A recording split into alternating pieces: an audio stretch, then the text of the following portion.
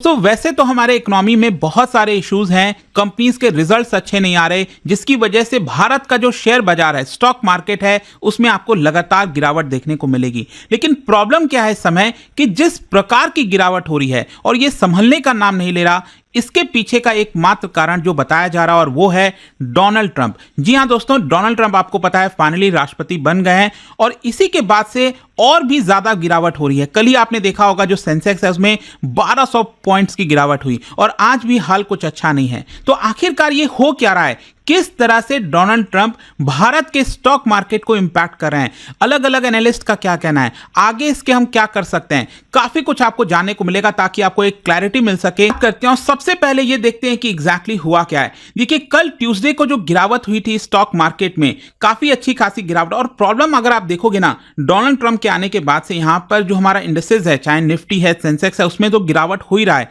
लेकिन इसके अलावा ओवरऑल जो ब्रॉडर मार्केट है हमारा, अक्सर आपने देखा होगा, आप में से जितने भी लोगों ने निवेश किया होगा, तो आपका जो पोर्टफोलियो है उसमें और भी ज्यादा गिरावट हो रही है। तो लोगों को आखिरकार समझ नहीं आ रहा है कि ये चल क्या रहा है, क्योंकि निफ्टी सेंसेक्स जहां पर जो लार्ज मार्केट कैप वाले शेयर्स हैं वो तो गिर ही रहे हैं, लेकिन साथ ही साथ जो स्मॉल कैप हैं, मीडियम कैप वाले शेयर्स हैं, उसमें भी आपको गिरावट देखने को मिलेगी। और अल्टीमेटली कल के गिरावट की वजह से आप देख सकते हो 7 लाख करोड़ और ज्यादा कम हो गया है। मतलब जो बीएसई लिस्टेड यहां पर जितने भी कंपनीज हैं उसका टोटल मार्केट कैपिटलाइजेशन अगर आप देखोगे तो अब ये गिरकर हो गया है 424 लाख करोड़। और अगर आप देखिए पिछले 3 महीने से लगातार हमारे स्टॉक मार्केट में गिरावट देखने को मिल रही है, स्पेशली जब से चर्चा हुई है कि यहां पर जो डोनाल्ड ट्रंप है वो आ रहे हैं और जिस तरह की वो पॉलिसीज लेकर आएंगे। और वैसे अगर आप देखोगे तो ऑलरेडी इस साल जनवरी के महीने में, ये जो नया साल है इसमें जनवरी के महीने में 50,000 करोड़ से ज्यादा की जो विड्रॉल है वो फॉरेन इन्वेस्टर्स के द्वारा किया गया है। उन्होंने पैसा भारत के स्टॉक मार्केट से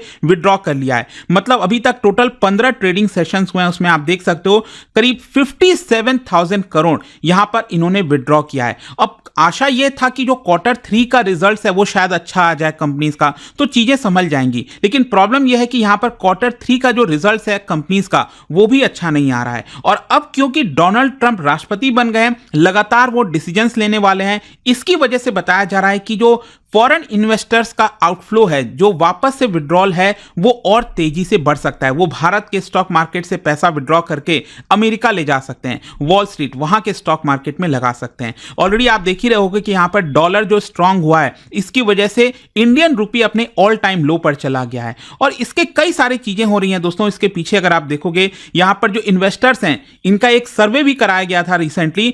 उनका यह मानना है कि अब कहीं ना कहीं जो इन्वेस्टर्स का पहले इंटरेस्ट हुआ करता था इंडियन स्टॉक मार्केट में, वो शायद अभी के लिए नहीं दिख रहा है। हो सकता है कुछ समय के बाद वापस से उनका इंटरेस्ट भारत के स्टॉक मार्केट में आ जाए, लेकिन अभी के लिए कहीं ना कहीं वो ऑफ हो चुका है। तो क्वेश्चन अब यहां पर फाइनली ये आता है कि आखिरकार ट्रंप के साथ प्रॉब्लम क्या है, हमें इसको लेकर चिंता क्यों होनी चाहिए। देखिए, यहां पर ट्रंप के कई सारे जो डिसीजंस हैं वो हमें इंपैक्ट कर सकते हैं। जैसे कि बताया जा रहा है कि वो अमेरिका में जो कॉर्पोरेट टैक्स है उसमें कटौती करेंगे। फिर इसके अलावा जो ट्रेड प्रोटेक्शनिज्म की वो बात करते हैं। तो ओवरऑल इन सब की वजह से क्या होगा, डॉलर यहां पर स्ट्रांग होगा, क्योंकि वो अमेरिका की इकोनॉमी मजबूत करना चाहते हैं। तो वहां की जो करेंसी है वो स्ट्रांग होगी। तो वहां की जब करेंसी स्ट्रांग होगी, मतलब यहां पर जो रुपी है वो वीक होगा और उसका नतीजा ये होगा कि जो फॉरेन इन्वेस्टर्स है वो अपना पैसा और तेजी से विड्रॉ करेंगे, जिसकी वजह से आगे आने वाले समय में भी फर्दर गिरावट देखने को मिल सकती है स्टॉक मार्केट में। फिर इसके अलावा जो डोनाल्ड ट्रंप का पूरा कैंपेन चला है उसमें बहुत सारी चीजें उन्होंने बोली हैं,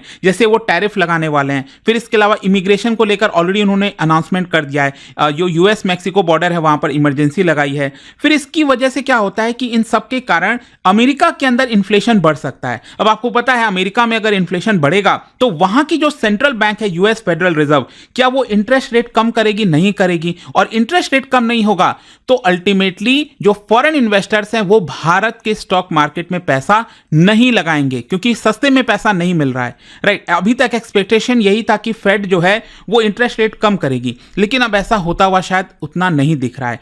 फिर इसके अलावा यहां पर आप देख सकते हो जो ट्रंप एडमिनिस्ट्रेशन है वो मैन्युफैक्चरिंग जॉब्स को अमेरिका के अंदर वापस लाने के लिए पूरा सपोर्ट कर रहा है। उनका ऐसा कहना है कि अमेरिका में जो ऑटोमोबाइल टेक्नोलॉजी, फार्मास्यूटिकल इंडस्ट्री है उसको वो और ज्यादा स्ट्रांग करेंगे। और इसी की वजह से भारत की जो कंपनीज हैं, स्पेशली जो हमारा फार्मास्यूटिकल सेक्टर है, वो काफी ज्यादा परेशान हो सकता है। ट्रंप के द्वारा जो नए रूल्स लाए जाएंगे, क्योंकि ट्रंप एडमिनिस्ट्रेशन क्या करेगा, जॉब्स को वापस अमेरिका लाने के लिए प्रोटेक्शनिस्ट ट्रेड पॉलिसीज अपनाएगा, जिसकी वजह से भारत की जो फार्मास्यूटिकल एक्सपोर्टर्स हैं, जो हम एक्सपोर्ट करते थे मेडिसिन वगैरह, वो हम शायद उतना नहीं कर पाएंगे, क्योंकि अमेरिका जो है और जो ट्रंप है वो कई सारे रेगुलेशंस लगाना स्टार्ट कर देंगे, टैरिफ लगाना स्टार्ट कर देंगे, कंपटीशन काफी बढ़ जाएगा। आई होप आप समझ पा रहे होंगे कि कैसे डोनाल्ड ट्रंप की वजह से हमारी जो इंडस्ट्रीज हैं वो इंपैक्ट हो सकती हैं। फिर इसके अलावा आपको पता होगा यहां पर जो वर्क वीजाज हैं, जैसे H1B वीजा प्रोग्राम, जिसके तहत कई सारे भारतीयों को यह वीजा मिलता है और वो अमेरिका जाते हैं और वर्क करते हैं। और इससे फायदा क्या होता है, हमारी जो आईटी कंपनीज हैं, जैसे मान लो इन्फोसिस हो गई, TCS हो गई, ये इनका आपको पता है ब्रांचेस जो है वो आपको अमेरिका में देखने को मिलता है। अब क्या होता है कि इनके पास ऑप्शन है कि वो लोकली अमेरिका के लोगों को हायर करें या फिर सस्ते में भारतीय लोगों को H1B वीजा से अमेरिका बुलाएं और उनको काम दें।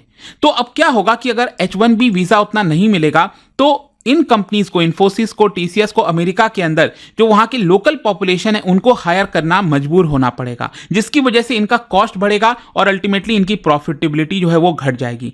आई होप ये भी चीज आपको समझ में आ रहा होगा कि कैसे हमारी जो इंडियन आईटी सेक्टर है वो कितना ज्यादा इंपैक्ट हो सकती है।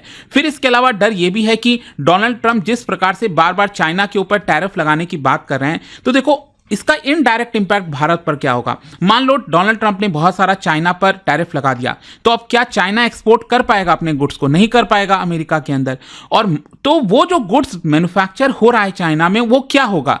या तो हो सकता है कि चाइना के अंदर वहां की जो डिमांड है वो बढ़ जाए, लेकिन ऐसा होता हुआ दिख नहीं रहा। तो अल्टीमेटली इतने सारे जो गुड्स का मैन्युफैक्चरिंग हो रहा है चाइना में, उसको भारत के अंदर डंप करना स्टार्ट कर दिया जाएगा। और जब भारत में उसकी डंपिंग होगी, सस्ते दाम पर आएगा, तो हमारी इंडस्ट्री खराब होगी।